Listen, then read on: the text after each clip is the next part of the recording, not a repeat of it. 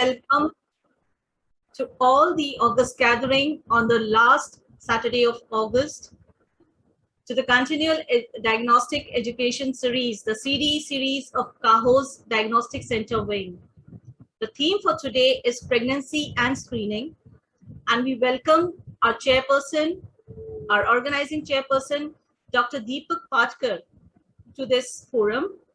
I also thank all our members of the CAHO Diagnostic Center Wing, that is Dr. Seema Bhargav, Dr. Aparna Jairam, Dr. Ravi Kumar, for being on this forum.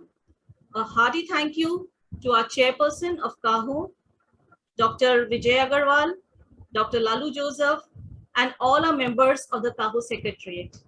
We take this opportunity to start the program for today on a very, very sensitive topic, that is pregnancy and the screening or the markers for it. Thanks to our co-sponsors, Roche, who has always been guiding and helping the entire industry on the diagnostic series and markers. Thank you. I would request Dr. Aparna Jairam, who is one of our most leading person in our diagnostic division, to take this forum ahead and introduce the chairperson for today, Dr. Deepak Patkar. Thank you, Santvana. Indeed, good morning to all of us. And it's a pleasure to have, you have already done my job, so let me come to the point. It's a pleasure to have Patkar sir on behalf of CAHO and personally myself. He needs no introduction, but still a couple of lines for him. He comes with more than 33 years of experience in the field of radiology with diagnostics, academics and administration. With academics, he also is a postgraduate teacher for DNB for more than 19 years. He has, to his credit, more than 150 national and 75 international publication indexed in the field of neuroimaging and musculoskeletal area.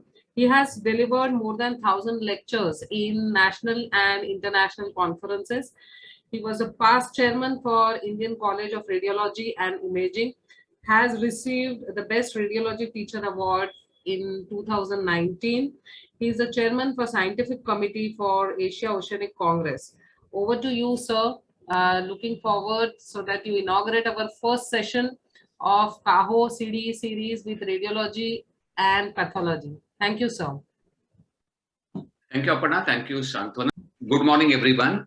On behalf of CAHO, it's my pleasure to welcome you all to this pregnancy and screening theme session of CDE organized by CAHO.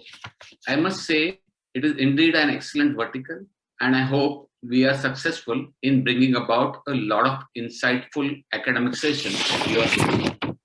Today we'll have several important discussions about the role of radiology and pathology in pregnancy and the symbiotic relation between the two fields, which help in ideal pregnancy assessment and management. Radiology as a diagnostic tool has become imperative in medicine. It is at the heart of all the specialties, whether it is neurology, surgery, medicine, gynec, and obs. The confirmation of pregnancy, whether it is intra or extrauterine, is done by ultrasound. Fetal medicine is one area where radiology has shown to be extremely important and also adds value in all the tests that happen throughout the pregnancy. Its importance is increasing day by day. We had general sonologists doing obstetric scans in earlier days, but now we have radiologists who specialize only in fetal medicine and gain the expertise and knowledge to screen and pick up abnormalities as early as possible.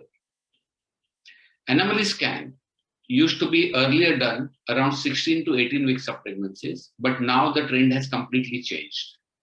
First trimester anomaly scans have gained a lot of importance. NT scans can pick up several anomalies like anencephaly early in the pregnancy and provide the mother as well as the family from emotional and physical trauma that they suffer when these abnormalities are detected much later during the pregnancy. We are pushing our boundaries and learning and developing new skills to give the mother the best possible chance to have healthy pregnancy and a healthy baby, which is the ultimate goal. The change in lifestyle and increasing age of pregnancy has made it more imperative for screening inventions like ultrasound and markers to ensure absence of anomalies in the fetus. Increasing age has its own unavoidable drawbacks like Down syndrome, preeclampsia, and other genetic abnormalities, and hence the importance of screening grows manifold. IVF pregnancies, including multiple gestations, need extensive monitoring and periodic assessment, where radiology has shown to be of extremely important. Along with ultrasound, fetal MRI has also shown significant promise over the last few years, and it has been extremely useful in detecting anomalies of the brain and spine, where ultrasound may have its limitations. Uterine arteries assessment for uteroplacental insufficiency as early as 11 to 12 weeks during anti-scan has made a significant inroad into the patient management with addition of aspirin and heparin to prevent preeclampsia and eclampsia later in the pregnancy. Pre-planning for precious pregnancies or fetuses with anomalous babies is yet another important role USG plays. These were just a few areas where ultrasound has successfully established itself as the primary investigation for pregnancy assessment. We as radiologists need to realize that we need to break the barriers set by us and push harder to expand our field further. Ultrasound-guided interventions and procedures like amniocentesis, choriocentesis require skill and deep understanding of anatomy, both of which are our expertise and we need to master them. I would like to urge the young radiologists to think beyond fetal medicine and try to gain expertise and knowledge in these areas as well. We need to start fellowships, do fellowships, and get a good hands and training for the rest of the world to follow. Genetics is another field which is showing significant promise, and we as radiologists need to be aware about genetic markers and need to do counseling for patients and families.